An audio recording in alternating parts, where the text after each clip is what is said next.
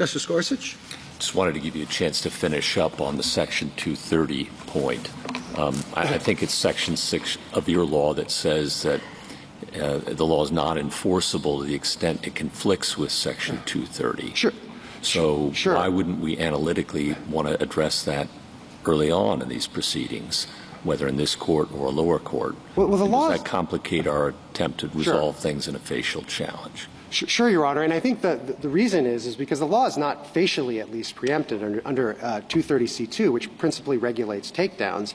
And one reason for that is we understand 230C2 not to sanction viewpoint-based content moderation under the rubric of otherwise objectionable. And there's a very nice article that Professor Volokh has on this in the Journal of Free Speech Law where he lays this out. And we obviously haven't briefed this, Your Honor.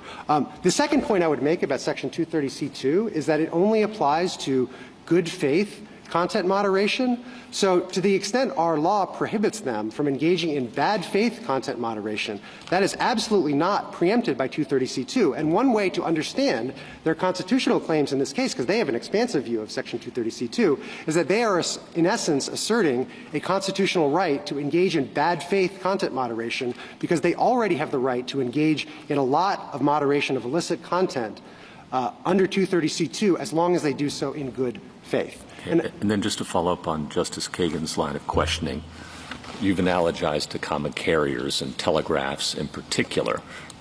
Why is that an apt analogy here, do you think?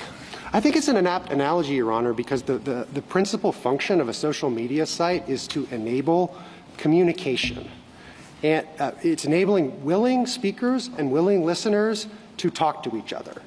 And it's true that the posts are more public, but I don't think that Verizon would gain any greater right to censor simply because it was a conference call. I don't think that UPS or FedEx would gain a greater right to censor books because it was a truckload of books as opposed to one book. And so that the analogy is indeed apt. And so there's been talk of market power. Market power is not an element, I think, of traditional common carrier regulation. And indeed, some entities that are regulated as common carriers, like cell phone providers, operate in a fairly competitive market. Thank you.